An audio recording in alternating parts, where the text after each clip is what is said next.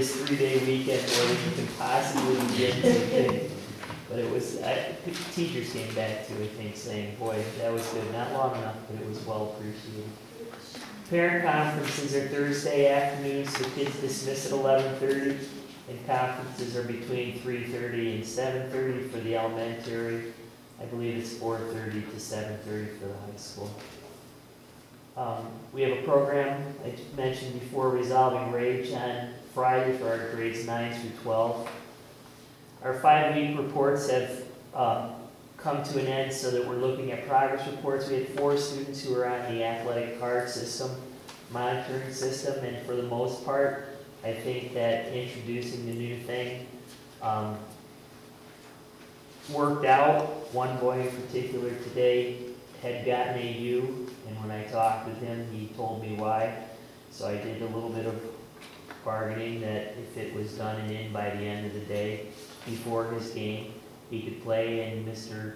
Buckley reported it was turned in, and that difference of, it looked like about an 80 would have pulled his 62 up to a passing grade. So this is a boy that definitely needs to be monitored, and we just keep monitoring. One of the girls was a little resistant week number 2 and kind of fought me on it, and I just told her, I'll give you one more opportunity, and she did it on Monday and brought it back, and her reports have been glowing, and it's great to have her make it through the season. The other 2 younger kids, the one boy, every Friday, they're getting it in on time, the other one is a little disorganized, and we have to keep track of her, but I think she's done okay. So I'll be anxious to kind of see what the grades actually are in this time, and we'll probably need to try to keep an eye on them too from a coaching standpoint, athletic standpoint, academic standpoint, that if they start slipping, maybe we need to put them right back on rather than continue to let it go until the next 5 weeks. So we'll see how that goes. The alternative program after school, we now have 3 students who are enrolled, although one will probably be leaving the district, just came, and it doesn't look like it's going to work out, and he'll be moving on to another placement. So we have 2 students that are using it currently, and I have offered it to a 3rd student as a credit recovery option for algebra, so that he could, if he needs that credit for math to graduate to walk with the kids, so it's kind of up to him whether he chooses to or not. But I did draft a letter today, and I talked to the mother, and he can do it, but if he doesn't do it faithfully, it's not like do it for a couple weeks, take a break for a couple weeks. It's either he's involved and invested in it. The thing is, he can get it done at his own pace, and it's a great opportunity to get it made up. If he doesn't, his other option is summer school, but then he won't be able to walk with his class because he won't have finished school. We've got 2 that are online doing their health class because they had schedule conflicts, and those kids come to the library every other day and work on it. We have one girl who's in the GED program who does a PE class for the state requirement at her GED program, which has worked out, I think, much better this year than last year. And Mr. Kuhn oversees that since it's a person in the volleyball program. Sean is using it for his health teacher curriculum. He's following Odyssey Ware, and he's been able to use it for generating questions, for quizzes, and for the SLOs and things like that. So it's slowly, AIS, Math, and ELA are using it. It's working its kinks out. They're supposed to be using these computers, but they seem to indicate that they're slow booting up and getting on them, just like we have at the beginning of these. So we've asked the IT guys to look at that, to try to fix that issue to what's going on. I think Rod might fix that tonight. Okay, that would be good. Reviewing for SLOs and LLOs, I've gotten all my packets in from my teachers. I've gone through them. Some have okayed, some I've been sitting with people and we go through them step by step and work their way through. But people are slowly grasping the idea of what the whole process is about. And we've got goal setting meetings scheduled for this week that teachers are supposed to sit with me. And what they're supposed to do is write a goal for each of the domains, and in domain 1 there's 3 segments, so they would be coming with 6 domains. And then we will sit down and discuss which are the main 2 or 3 goals that they want to work on, but the point of the goals is that they're Marzano-based goals. They're not just goals that come from out of the blue. So they've had to tie in what domain does that cover and where does it come from. I think what that has done by asking them to do all 4 domains is it's made them look at all 4 domains and see what's in each of those things. And some teachers have been very good about doing their homework, looking at these things and seeing what's there. And others, I think that by making them write a goal in each, at least you know they've looked at it. Michelle, could you give me an example of a domain?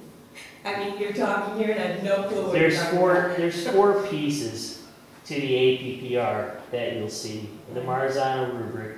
The first one is about lessons, and it's the part that you'll see when you go in to observe a teacher.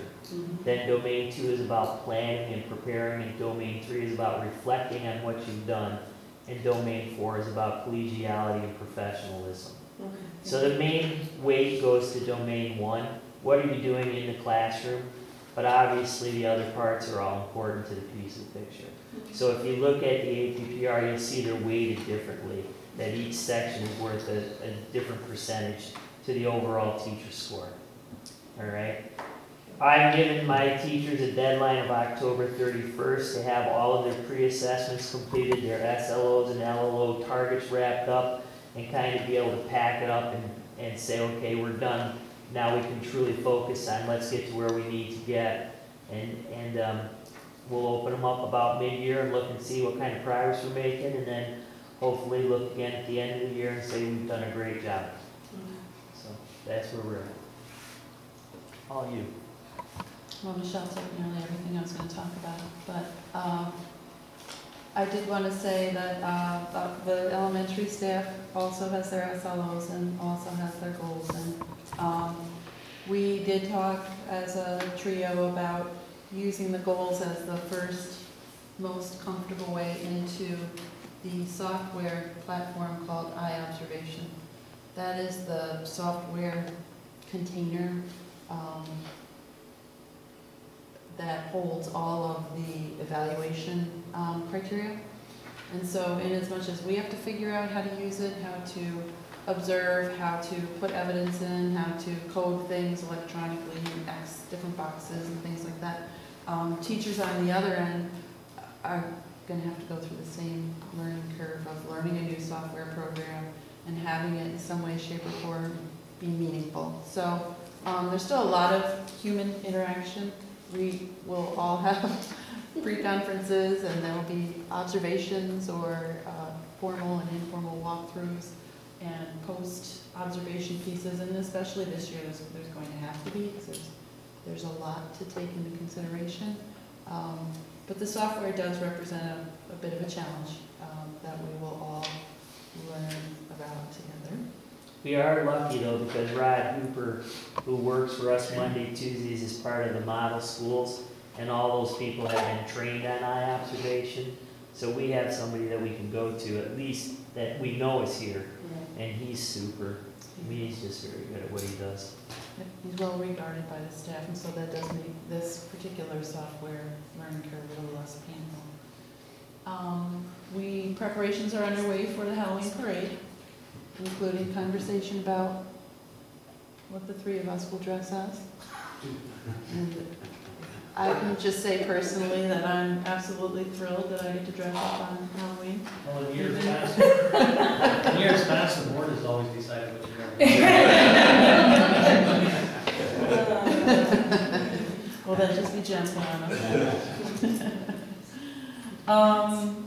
And finally, just to highlight a few things, I've begun in earnest the work of trying to, on the elementary, develop the school as a reading culture. We had a really productive conversation at the PTA meeting about what parents are interested in doing to support reading and sort of the fun of reading as well as the academic benefit of reading. We've got some good ideas for what we might be able to do school-wide and how we might be able to link students in regionally with battle of books and things like that.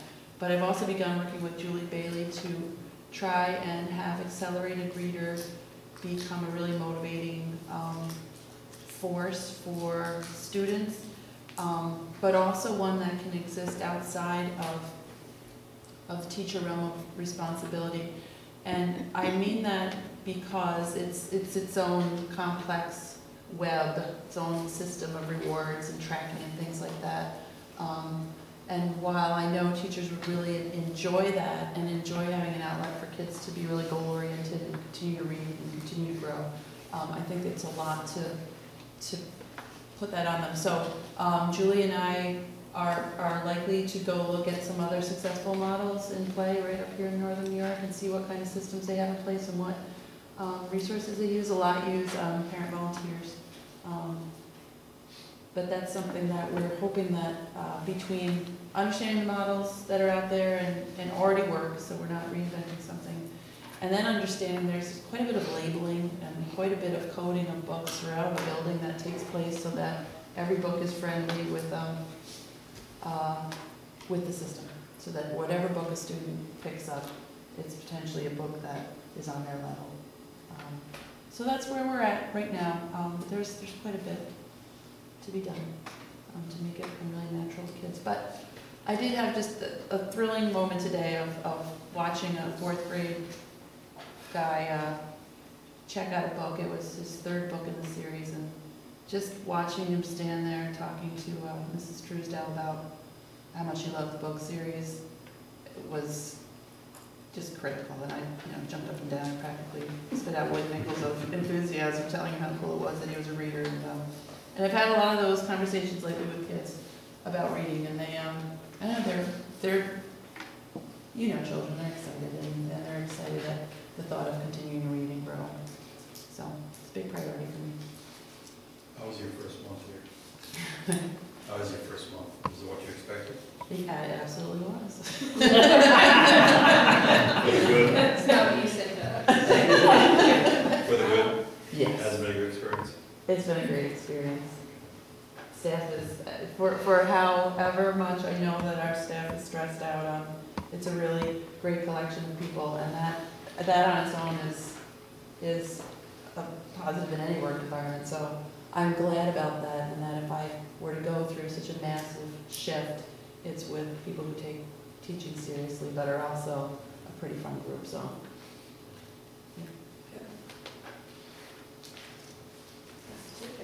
I actually, between everything through the APPR and Race to the Top, the only news thing that we just completed are our BEDS forms, which is all the data system that we have to give to the state.